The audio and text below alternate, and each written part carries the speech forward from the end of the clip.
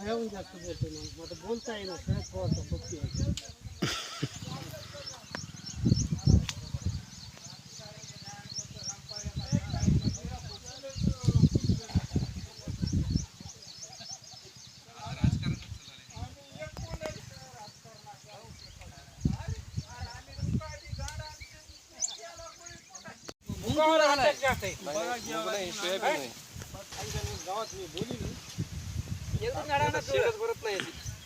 शेतकरी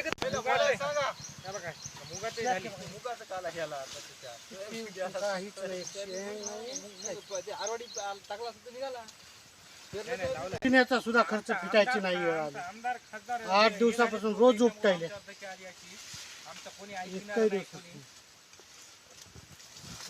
मामा हिरो नका घेऊ, पिवळे घ्या.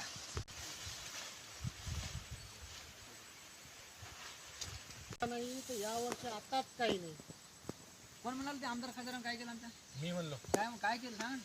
आमचा आमदार खासदार हे बघा पडलं त्याला इमा आला नाही, त्याला आणि चाराने बी आले नाहीत. गेल साली बी त्याची हालत झाली, या वर्षी तेच हालत. त्याला महिना झाला उपटाय गड्याचा दाम फिटणार.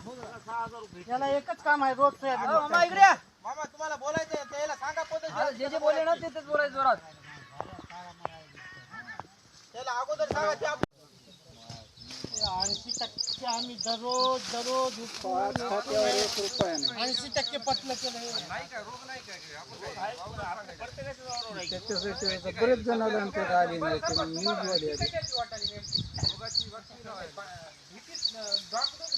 बरोबर. उद्या हे घ्यायचं साहेब घरी पाहायचं साहेबांना म्हणा बाबा हे असं आलं तर म्हणून आमचा विमा करून आमचा पंचनामे करून आम्हाला नुकसान करायला पाहिजे. असं जाऊन म्हणत येईल तुमच्या महातले महात धान्य करणं का. 44 सोयाबीनाची बॅग आणली ते 2400ला, खताचं पोतं आणलं 1700ला, पेराय लागले ट्रॅक्टरला आम्हाला 3000 रुपये आणि मारलं 3 वेळेस. त्या करशे मॅडमनं एक उपटा म्हणल्यानं आम्ही 5-6 हजार रुपये खर्च लावून रोज एक दाट उपटिलं. इथं बैलापुढे उरायत का ढग टाकलाय. बैलापुढे ढग टाकल्याच्या नंतर मागून बैल बेमार पडले. त्या डॉक्टरचं आता आमच्याजवळ मेडिकलचं एक चिठ्ठी आहे, हे सोयाबीन चारलं म्हणून बैल बेमार पडले म्हणले. आता काय करावं, फक्त शेतकऱ्याला एकच वेळ आलेली आहे की आता आत्महत्याशिवाय उपाय उरला नाही. कोणता खासदार तर येतच नाही, आम्ही खासदार नावाची चीजच पाहिली नाही. आमदार तर एक वेळेस येते, फक्त ज्यावेळेस नांदेडला सभा असते त्यावेळेस एकदा आमदार येते आणि वर्षातून 3 वेळेस ते 2 वेळेस कृषी अधिकारी गावात येते.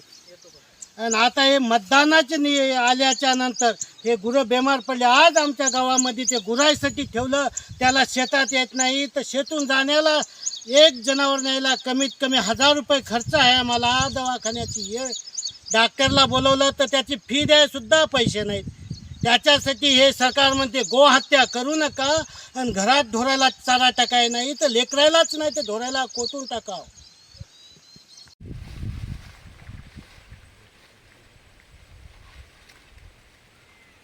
याला काही लागत नाही.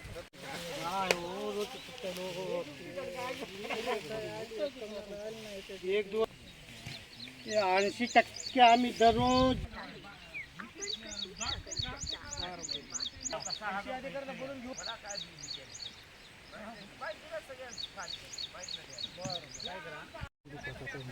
पहा ना आपल्याला रोज उपटून ढोरायला मध्ये तिकडं काय निवडाय गडी आहे. आता म्हणल्यानं आम्ही 5-6 हजार रुपये खर्च लावून रोज एक दाट उपटिलं. इथं बैलापुढे उरायत का ढग टाकलाय. बैल पोतं आणलं 1700ला, पेराय लागले ट्रॅक्टरला आम्हाला 3000 रुपये. आणि आता हे मतदानाचे आल्याच्या नंतर हे गुरं बेमार पडले, उपाय उरला नाही. कोणता खासदार तर येतच नाही. आता आमच्याकडे मेडिकलचं एक चिठ्ठी आहे, हे सोयाबीन चारलं म्हणून बैल बेमार पडले.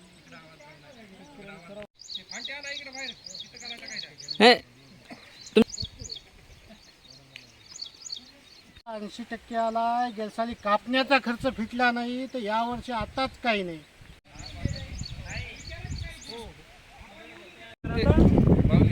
नाही